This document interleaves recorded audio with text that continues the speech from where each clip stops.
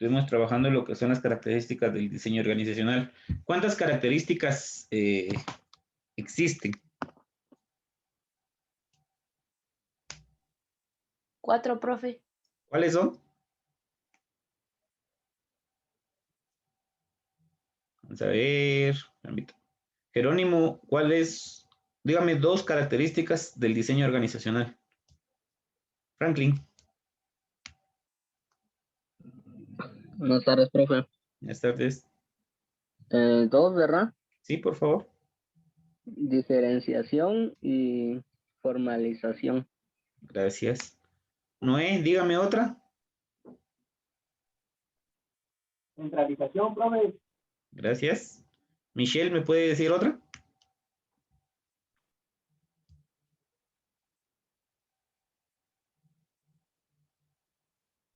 Integración.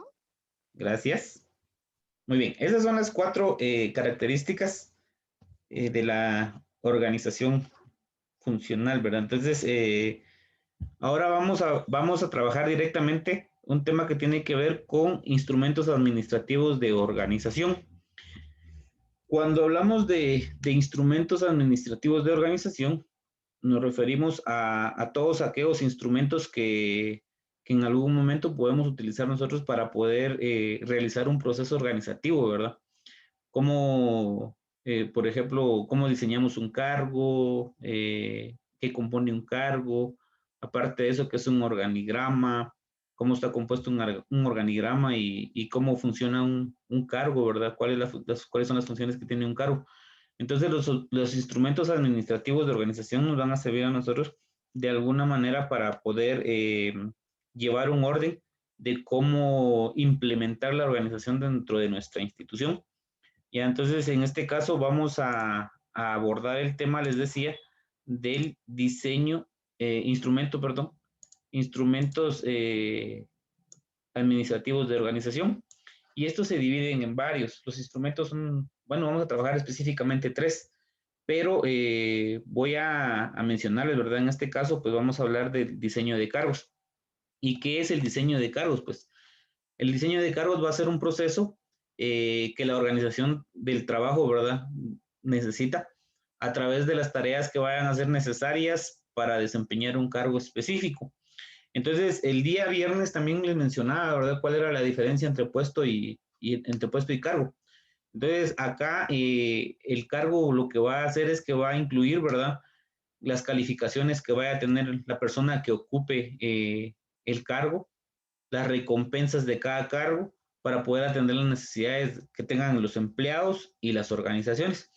Entonces, nosotros cuando vamos a hablar específicamente del diseño de cargos, lo que vamos a hacer, ¿verdad? Es realizar un proceso de organización del trabajo, ¿ya? A través de las diferentes tareas que sean necesarias para poderse desempeñar en un cargo específico. Van a haber varios cargos dentro de una organización o dentro de una institución, ¿verdad?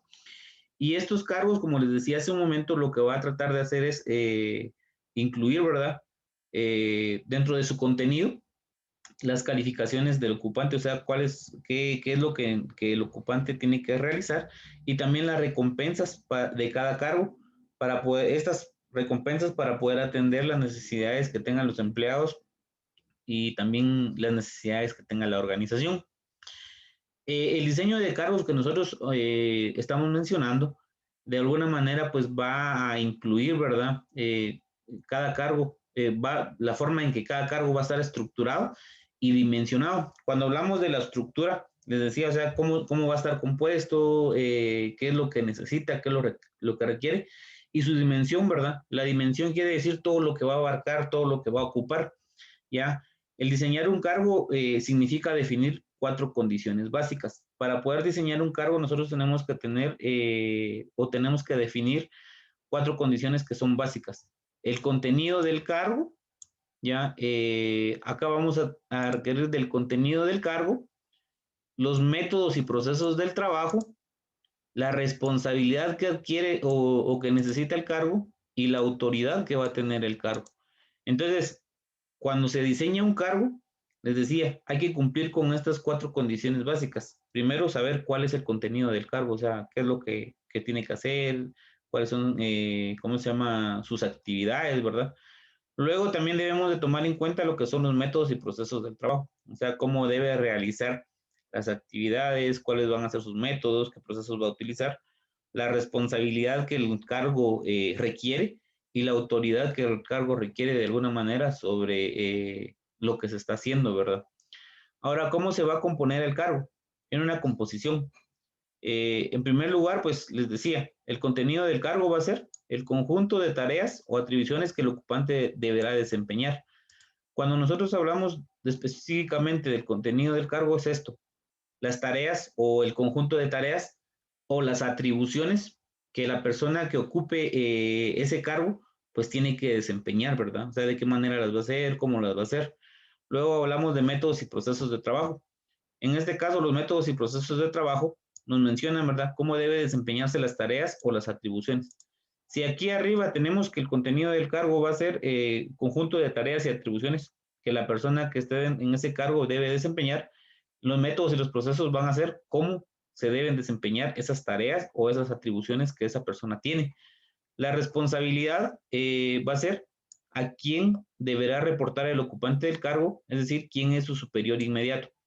En este caso, cuando hablamos de responsabilidad, les decía, les explicaba el día viernes que vamos a encontrar nosotros la forma de integración que puede ser horizontal y vertical, ¿verdad? Y que va a haber una jerarquía en algunos casos. Entonces, dependiendo de la jerarquía que se tenga, la responsabilidad va a ser, ahí sí que a quién debe reportar el ocupante del cargo o quién va a ser superior. En este caso, por ejemplo, hay un cargo dentro de una empresa, pero esta persona va a ser responsable o le va a reportar a la persona que esté en el nivel jerárquico anterior a él todo lo que vaya a realizar, ¿verdad? O sea, su superior inmediato, una persona que tenga un cargo un poquito más alto dentro de la organización, ¿verdad? Dentro del el orden jerárquico para poder llegar a esta persona y, ¿cómo se llama? Y reportar todo lo que tenga que hacer. Luego tenemos la autoridad, y la autoridad es a quién deberá supervisar y dirigir el ocupante del cargo, es decir, quiénes son sus subordinados. Un cargo, pues también es creado con el objetivo, ¿verdad? O el beneficio de que esta persona o la persona que esté dentro de un cargo pueda tener autoridad y que esta persona pueda supervisar y dirigir al ocupante del cargo, ¿verdad? Bueno, perdón, a sus subordinados. En este caso, entonces, la persona que ocupa el cargo puede, como tiene autoridad, pues él puede supervisar y puede dirigir a las personas que sean sus subordinados, ¿verdad? Las personas que trabajen con él debajo de su línea jerárquica, ¿verdad? Recuerden ustedes que hay varios niveles de jerarquía y dependiendo de la jerarquía en que se encuentre el cargo, también puede tener autoridad para poder supervisar y para poder dirigir. Existen tres modelos de diseño de cargo. Está el modelo clásico, el modelo humanístico y el modelo situacional o contingente. Pero antes de hablar de estos tres modelos, me gustaría preguntarles, ¿tienen alguna duda con la forma en que se compone el cargo o con la forma en que se diseñan los cargos, según lo que les estaba explicando ahora?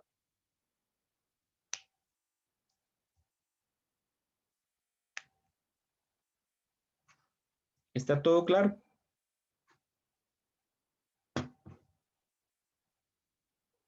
Sí, profe. ¿Seguros? Muy bien. Entonces, continuando, les decía, tenemos tres modelos de diseño de cargo. El modelo clásico, el humanístico, el modelo situacional o contingente. En el caso del modelo clásico tradicional, acá vamos a tener nosotros que tenemos cuatro aspectos importantes, ¿ya? Y estos aspectos del modelo clásico de diseño de cargos van a ser el número uno, las personas como apéndice de las máquinas. ¿Qué quiere decir esto? Porque habla de un modelo clásico tradicional y porque habla de estos aspectos, ¿verdad? Que tiene el modelo o que posee el modelo clásico del diseño de carros. El número uno les decía, las personas como apéndice de las máquinas. ¿Qué quiere decir esto? Que la racionalidad es técnica, ¿verdad? Lógica y determinada. Quiere decir que de alguna manera el raciocinio que tiene una persona es técnica, va a ser lógica y va a estar determinada. Pero la tecnología es primero, ¿verdad? Y las personas después. Eso es lo que establece este modelo clásico. En otros términos, lo que va a suceder es que el diseño de cargos va a servir exclusivamente a la tecnología y a los procesos de producción. La persona es solo un recurso productivo. En este caso, el modelo clásico tradicional quiere decir que acá se está diseñando un cargo que va a servir exclusivamente a la tecnología, ¿ya? Y a los procesos de producción. La persona va a ser solo un recurso productivo. Quiere decir que la persona va a ser un recurso que va a estar produciendo, pero todo lo va a hacer a través de la tecnología. Entonces acá el diseño de cargo va a ser exclusivamente a la tecnología. Quiere decir que la persona que esté acá como apéndice de las máquinas va a estar como que controlando, ¿verdad? Lo que las máquinas hacen, pero en realidad esa persona solo va a tener un recurso o va a ser un recurso productivo para la empresa, ¿verdad? Luego tenemos el número 2, el aspecto número 2, que es la fragmentación del trabajo. La fragmentación del trabajo, para poder servir a la racionalidad técnica, el trabajo se va a dividir y se va a fragmentar. Acá lo que sucede con esto es que el trabajo se divide y se fragmenta con un solo fin. Y el fin es de que cada persona ejecute solo una subtarea sencilla y repetitiva. ¿Qué quiere decir esto? Va a haber una fragmentación del trabajo, el trabajo se va a ir dividiendo o se va a ir fragmentando con el único fin de que cada persona va a ejecutar solo una tarea sencilla y repetitiva. O sea, va a ser una tarea fácil, una tarea sencilla, pero que la va a estar repitiendo, ¿verdad? Y todo esto de la fragmentación, pues ya habla también de un conjunto. Y el trabajo de las personas se debe de ejecutar de manera armoniosa, acompasada y coordinada. O sea, cuando hay un conjunto, lo que va a suceder es de que el trabajo de las personas que trabajen en conjunto, valga la redundancia, se debe de ejecutar de manera armoniosa, o sea, en armonía, ya acompasada, todas tienen que ir al mismo tiempo y tiene que estar coordinado, ¿verdad? Entonces, acá, en esto de la fragmentación, se dice que toda actividad humana está estandarizada. Ya quiere decir que todos hacen lo mismo, todos realizan lo mismo al mismo tiempo para que haya un estándar, ¿verdad? Luego, en el tercer aspecto, tenemos énfasis en la eficiencia. Y acá dentro de este énfasis de la eficiencia, lo que va a suceder es que cada obrero tiene que trabajar según el método, según las reglas y los procedimientos que se hayan establecido, ¿verdad? Por la organización o por la empresa. Entonces, para hacer énfasis en la eficiencia, se debe de trabajar según el método, según las reglas y los procedimientos que se han establecido, ¿verdad? Por la organización. Ya, acá también podemos hablar nosotros de que se programa el ritmo, ¿verdad? O la cadencia del trabajo, quiere decir que todos van a ir al mismo ritmo. Y este lo van a ir midiendo a través del estudio de tiempo y movimiento, que es conocido como tiempo estándar 100% de eficiencia. Ya, entonces acá va a haber ¿cómo se llama? Una medición de todo lo que se está haciendo, pero a través del tiempo y del movimiento, ¿verdad? Y como les vuelvo a repetir, esto es conocido como el tiempo estándar 100% de eficiencia. Y algo muy importante de esto, pues vamos a ver nosotros de que las ganancias de los trabajadores van a ser mayores en función de los incentivos salariales. Entonces nosotros vamos a ir viendo que mientras se está trabajando o se está estableciendo un método que va a proporcionar eficiencia, lo que va a hacer es que se va a aumentar los dividendos de la organización. Si hay eficiencia dentro de la empresa, quiere decir que la empresa también va a obtener más ganancias, más dividendos, y esto, pues, las ganancias que van a tener los trabajadores van a ser mayor en función de los incentivos salariales. O sea que mientras más incentivos tengan, mayor van a ser las ganancias de los trabajadores, ¿verdad? Y el cuarto aspecto es la permanencia, ¿ya? Y la permanencia va a ser, dentro del diseño clásico, pues, se habla mucho de una suposición de estabilidad y mantenimiento del proceso productivo a largo plazo. Y que esto, pues, de alguna manera va a ser definitivo y está hecho para siempre. Ya no se prevén cambios. Entonces, quiere decir de que para poder diseñar un cargo dentro del modelo clásico tradicional, se debe de tomar en cuenta esto, que, como vuelvo a repetirles, se supone, ¿verdad?, que va a haber estabilidad y va a haber un mantenimiento del proceso productivo. Quiere decir que si hay producción, va a haber un proceso productivo a largo plazo y que este es definitivo, perdón, y que está hecho para siempre. O sea, no se prevé que hayan cambios, no se va a notar de que haya en algún momento que vayan a haber cambios, ¿verdad? Entonces, dentro del modelo clásico tradicional, estos son los 4 aspectos que se deben de tomar para poder diseñar un cargo, ¿verdad? Las personas como apéndice de las máquinas, o sea, el apoyo de las personas hacia las máquinas, la fragmentación del trabajo, cómo se divide el trabajo para que las personas ejecuten las tareas o subtareas sencillas y de manera repetitiva, el énfasis en la eficiencia, o sea, tratar ¿cómo se llama?, de trabajar según los métodos, las reglas y los procedimientos que se establecen, y la permanencia, que les decía hace un momento, ¿verdad? Que esto pues se hace, se supone que la permanencia va a generar estabilidad y mantenimiento de un proceso productivo a largo plazo, ¿ya? Este pues puede ser definitivo, ¿verdad? Y que puede estar hecho para siempre, que no puede surgir en algún momento ningún cambio, sino que está hecho para siempre, según el modelo tradicional, ¿ya?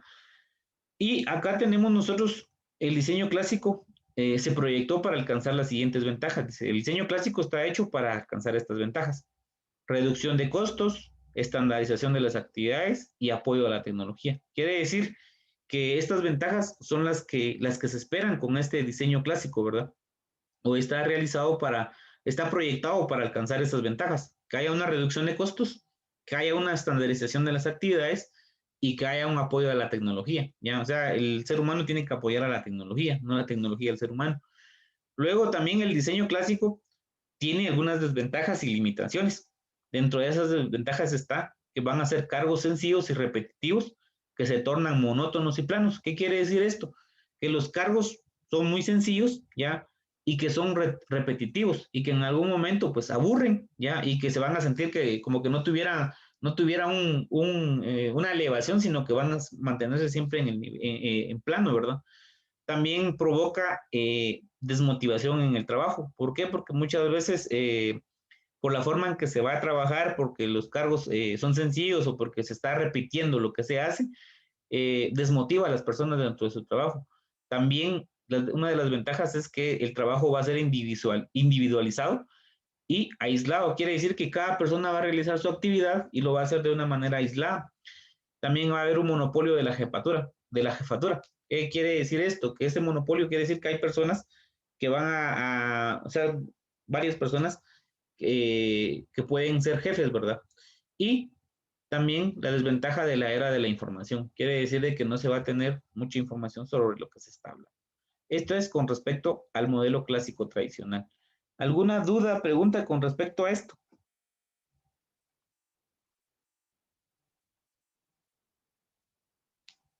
¿Está claro?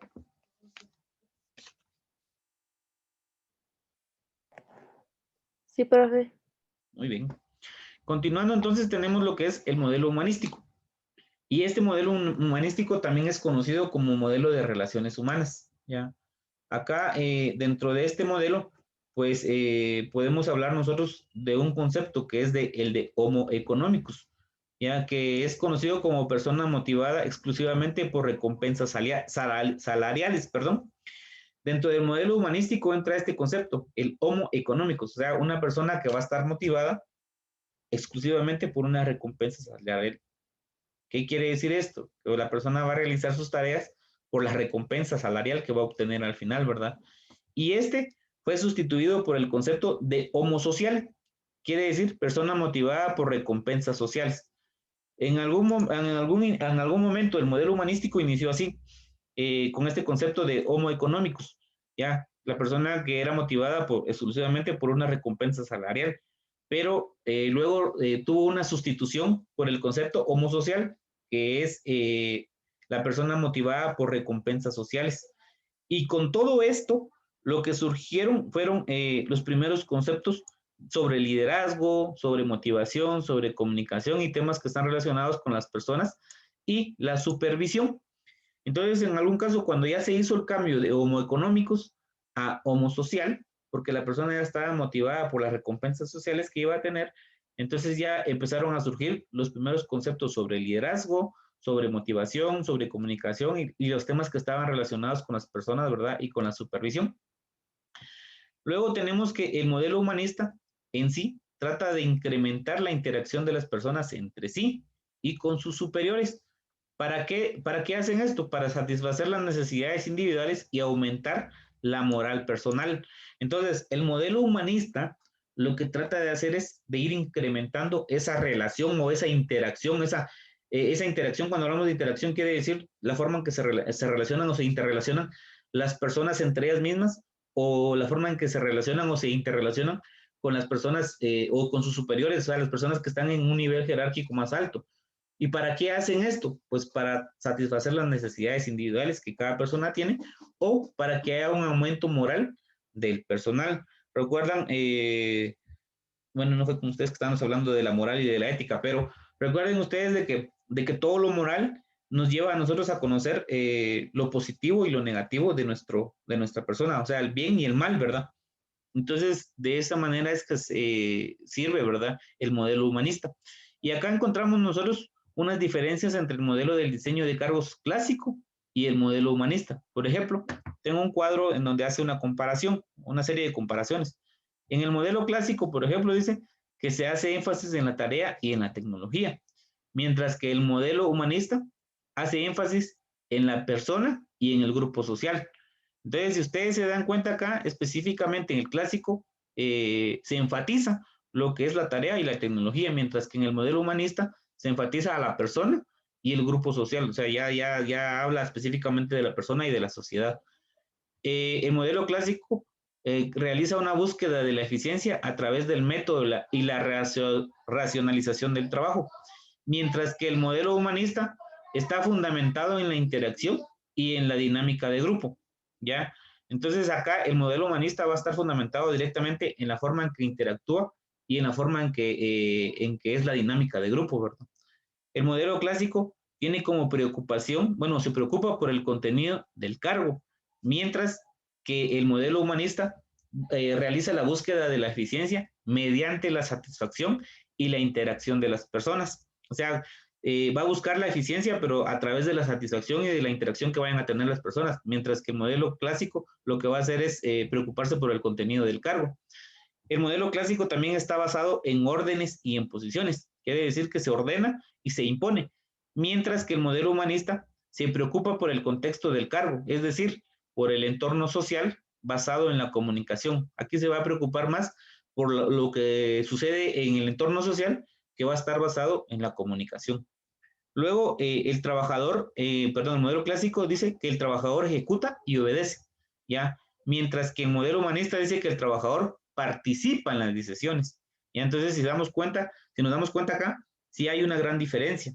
Por eso les decía, las diferencias que existen entre uno y el otro. El modelo clásico sí hace que el trabajador ejecute y obedezca, mientras que el modelo humanista hace que el trabajador participe en las decisiones que se van a tomar. En el modelo clásico dice que tenemos un concepto de homo económicos. ¿Por qué?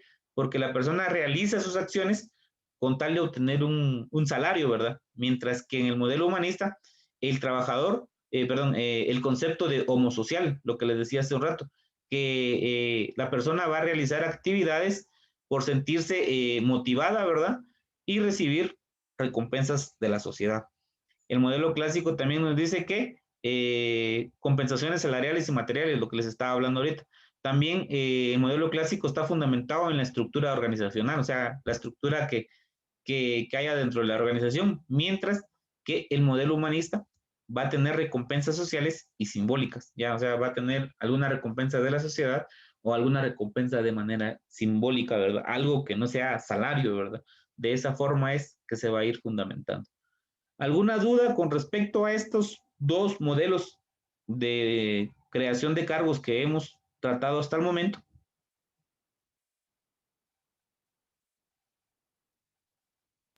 No, profe. Muy bien. Luego tenemos el último modelo, que es el modelo situacional o contingente. ¿Y qué es esto? Pues este modelo considera tres variables simultáneas, ¿ya? Bueno, de manera simultánea, ¿ya? Y estas variables son las personas, la tarea y la estructura de la organización. Dentro de este modelo situacional o contingente, como les vuelvo a repetir, se van a considerar estas tres variables de manera simultánea: las personas, la tarea y la estructura organizacional. El modelo situacional va a ser variable, ¿ya? va a ser variable debido al desarrollo personal que vaya a tener el ocupante y el desarrollo tecnológico de la tarea. Entonces, cuando nosotros hablamos de un modelo situacional, podemos decir que puede variar, y esto va a variar según el desarrollo personal que tenga el ocupante del cargo, ¿verdad? O el desarrollo tecnológico de la tarea. O sea, cuánto ha avanzado la tecnología con la tarea que se tenga que realizar, ¿verdad? Y esta va a estar basada en 5 dimensiones que son esenciales que todo cargo debe de tener, ¿verdad? En mayor o menor grado. Estas 5 dimensiones son la autonomía, el significado de las tareas, la identidad, variedad con la tarea, ¿verdad? Y la retroalimentación. Y esas 5 dimensiones están especificadas dentro de este cuadro. Si ustedes se dan cuenta, les hablaba, vamos de aquí, de que va a haber, de que va a existir bueno, aquí estamos hablando de bajo grado o de alto grado, dependiendo, ¿verdad? Puede haber una variedad que puede ser trabajo secuencial. Bueno, si es de bajo grado, va a ser un trabajo secuencial, uniforme, parcial, aburrido, monótono y repetitivo. O sea, las operaciones, capacidades y habilidades son siempre las mismas, sin cambiar ni variar monotonía y rutina. Cuando hay variedad, pero de bajo grado, va a pasar todo esto. O sea, que va a haber un trabajo de manera secuencial, todo se va a hacer paso a paso. Cuando hablamos nosotros de alto grado, entonces el trabajo va a ser variado y diversificado. O sea, no siempre se va a hacer lo mismo, sino que se va a ir cambiando, se va a ir modificando. Las operaciones van a ser diferentes y las capacidades y habilidades variadas. O sea, cada capacidad y cada habilidad que la persona tenga va a ser variadas, ¿verdad? También va a haber diversidad y desafíos en los cuales la persona va a ejecutar varias actividades diferentes e innovadoras. O sea, aquí cuando es de alto grado, la variedad quiere decir de que las personas van a tener una diversidad y van a tener desafíos. Esos desafíos le pueden ayudar a la persona a ejecutar varias actividades diferentes y de manera innovadora. Luego tenemos lo que es la autonomía. Si es de bajo grado, pues el trabajo va a estar programado con rigidez. Quiere decir que va a haber mano dura, ¿verdad? Sitio y equipos definidos. Va a haber un lugar y un equipo definidos para poder hacer el trabajo. Métodos preestablecidos. Los métodos que se tienen que utilizar ya están establecidos. El jefe va a determinar qué, cuándo, dónde y cómo ejecutar la tarea. El jefe tiene que decir, bueno, se va a hacer así, de esta manera y nadie más lo puede hacer de otra forma, cuando son de bajo grado, hablando de autonomía. O sea, la autonomía aquí casi no va a existir. ¿Por qué? Porque van a depender mucho del jefe. En el caso del alto grado, pues ya va a haber una amplia libertad para poder planear y programar el trabajo. Ya se puede elegir el equipo, el sitio y el método de trabajo. El ocupante va a programar su trabajo, escoge el sitio y el método y el equipo, ¿ya? Entonces, cuando es de alto grado, la autonomía quiere decir que la persona puede decidir de qué manera va a planear y programar su trabajo. Va a elegir el equipo y el sitio en donde va, o los métodos que va a utilizar para realizar su trabajo, ¿verdad? Y todo esto va a ir variando, ¿verdad? Luego tenemos, dentro de estas 5 dimensiones, la tercera, que es el significado de las tareas. Cuando es de bajo grado, dice que hay desconocimiento del efecto y las interdependencias de las tareas sobre las otras de la empresa. Quiere decir que no se conoce qué efecto puede tener una tarea sobre las otras tareas que se realizan en la empresa. También la visión va a ser estrecha, o sea, no se ve más allá de lo que se quiere ver. Va a estar confinada, la visión va a estar confinada, va a estar aislada y míope de la actividad. Quiere decir que únicamente voy a ver lo que me conviene de la actividad, pero no voy a ver más allá. Mientras que si es de alto grado, voy a tener un conocimiento amplio de la repercusión del trabajo en los demás trabajos de la empresa. ¿Qué quiere decir? Que si es de alto grado, yo tengo que conocer de manera amplia en qué va a repercutir, qué es lo que va a pasar si mi trabajo lo hago mal, ¿verdad? O qué es lo que va a pasar con lo que estoy haciendo en mi trabajo para los trabajos de las demás empresas. Y también va a haber una visión amplia de las consecuencias, ¿verdad? Y de las interdependencias, o sea, ¿qué consecuencias? Ya sé que si hago mal algo, voy a tener una consecuencia ahí adelante, ¿verdad? La cuarta dimensión es la identidad con las tareas. Si es de bajo grado, les decía, el trabajo va a ser específico, va a ser fragmentado y parcial, no va a tener sentido psicológico para la persona y esta se va a frustrar y se va a alinear, ¿verdad? el trabajo va a ser extraño y vacío. Entonces, la identidad con las tareas quiere decir esto, que si es de bajo grado, pues va a ser un trabajo que va a estar específico, que no tiene ningún cambio. De alguna manera va a estar fragmentado y va a ser parcial, ¿verdad? No va a tener sentido psicológico para las personas. Ahora, si es de alto grado, pues el trabajo va a ser integral. ¿Qué quiere decir? Que puede ir integrando varias situaciones. Va a ser global, quiere decir que va a cubrir varias situaciones y con significado para la persona. A la persona sí le va a significar mucho su trabajo, ¿ya? Y lo cual le va a permitir identificarse con el trabajo. Aparte, el sitio y el trabajo pertenecen a la persona. Quiere decir que el trabajo va a pertenecer a la persona, ¿verdad? Y por último tenemos lo que es la retroalimentación. Y la retroalimentación, si es de bajo grado, ninguna información sobre el desempeño o el resultado del trabajo. Quiere decir que aquí no va a tener ninguna información la persona sobre el desempeño o el resultado de su trabajo, ¿verdad? Va a haber ignorancia sobre el desempeño, o sea, no sabe qué es lo que está haciendo. Necesita de una evaluación externa y de incentivo salarial como un esfuerzo. Entonces, cuando es de la retroalimentación, cuando es de bajo grado, va a necesitar una evaluación externa, alguien que lo vaya a evaluar, que sea de fuera, y que va a necesitar un incentivo salarial como un esfuerzo. Mientras que si es de alto grado, lo que va a suceder es que va a haber información clara sobre el desempeño y el resultado del trabajo. Aparte de esto, va a haber información perfecta, ¿verdad? E inmediata noción sobre el desempeño. O sea, quiere decir que tenemos una información perfecta y que vamos a tener rápido conocimiento sobre el desempeño que se está haciendo, del trabajo que se está haciendo. También va a tener sentido de autoevaluación, autodirección y autorrelación. ¿Qué quiere decir esto? Que la persona que trabaja en alto grado, su retroalimentación va a ser esta. Va a saber cómo autoevaluarse, va a conocer qué es lo que está haciendo mal y se va a ir autoevaluando, ¿ya? Se va a autodirigir y se va a autorrealizar, ¿ya? Él va a venir y va a buscar la forma de autorrealizarse para ir apoyando a la empresa. No sé si tengan alguna duda con este último modelo situacional que les decía. Este modelo lo que va a hacer es variable, o sea, va a ir cambiando. Todo va a depender. Si voy a bajo grado, voy a decir todo lo negativo que acaba de decir. Ahora, si estoy en un alto grado, entonces quiere decir que todas estas 5 dimensiones las voy a poder utilizar de una manera positiva y me va a ayudar a mí a sobresalir dentro de la organización. ¿Alguna duda? No, profe. Muy bien. Entonces, esto es nuestro tema. Solo les voy a explicar lo que tenemos que hacer con nuestra actividad.